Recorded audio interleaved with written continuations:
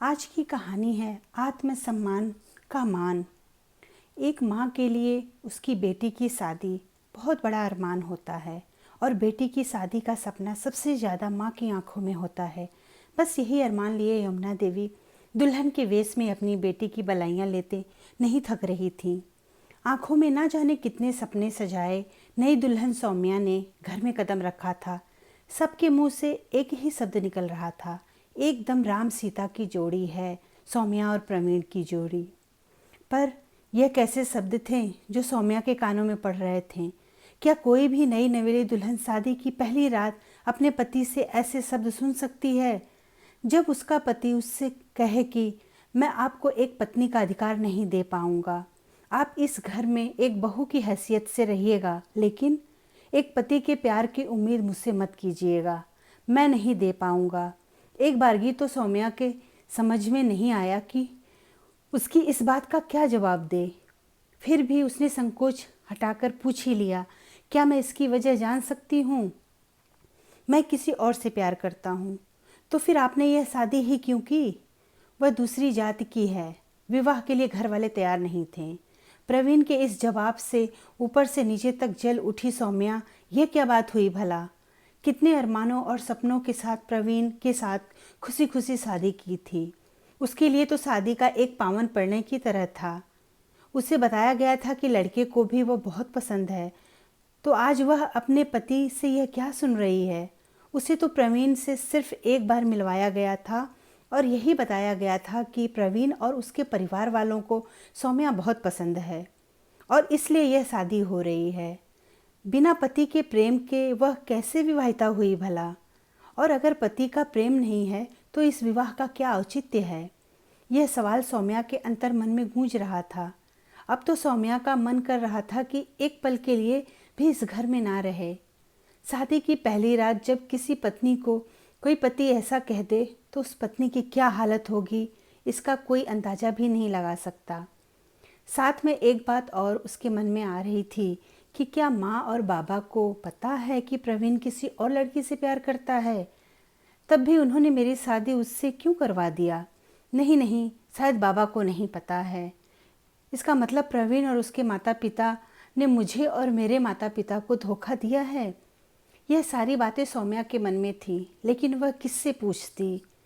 किसी तरह रात कटी और अगले दिन पग फेरे की रस्म थी। सौम्या सुबह उठी ही थी कि सास ने ऐलान कर दिया कि आज पग फेरे की रस्म में बहू मायके नहीं जाएगी, क्योंकि अगले ही दिन रिसेप्शन है, सो उसी की तैयारी की जाएगी। यह सुनकर सौम्या मन महसूस कर रह गई। वह जल्दी से जल्दी अपने माता पिता से बात करना चाहती थी। खैर, रिसेप्शन की अगली सुबह जब वह मायके के लिए रवाना हुई तो उसकी सास ने गाड़ी में बहुत सारा खाने पीने का सामान और घर वालों के लिए कपड़े वगैरह रखवा दिए। यह सब देखकर सौम्या को समझ नहीं आया कि अभी तो शादी पर इतने कपड़ों का आदान प्रदान हुआ था, फिर से कपड़े क्यों दिए जा रहे हैं? गाड़ी में बैठने से पहले प्रवीण ने उसे बड़े धीमे स्वर में कहा कि अपने मायके में किसी को मत बताना कि मैं किसी और से प्यार करता हूँ। बस यह समझ लो कि यह शादी एक समझौता है जो आजीवन चलेगा।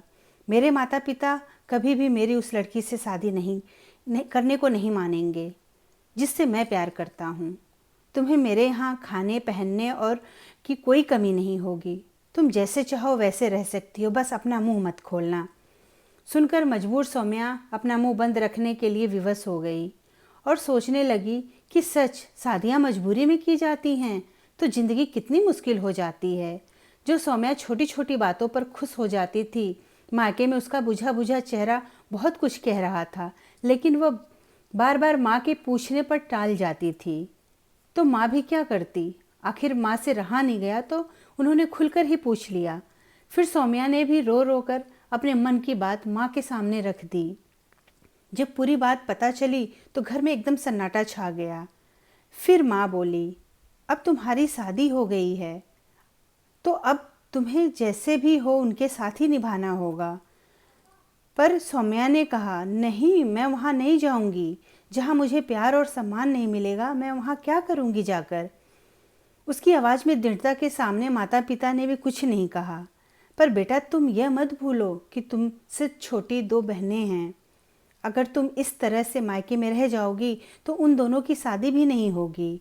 यह सौम्या के उसके पिता के शब्द थे, जो उसे बहुत प्यार किया करते थे, पर अब वह एक मजबूर पिता थे और सौम्या यह अच्छी तरह से जानती थी कि इस समाज में शादीशुदा बेटी का मायके में रहना बिल्कुल अच्छा नहीं माना जाता। जितनी कुंवारी बेटी खटकती है उससे कहीं ज़्यादा शादीशुदा या तलाकशुदा बेटी समाज की आंखों में खटकती है। पर फिर भी सौम्या ने हिम्मत जुटाकर कह ही दिया, लेकिन बाबा मैं चाहे पूरी ज़िंदगी उनके घर में नौकरानी बनकर रहूं, पर मेरी सेवा का कोई मोल नहीं होगा, क्योंकि मुझे पति का प्यार और सम्मान तो कभी मिलेगा ही नहीं।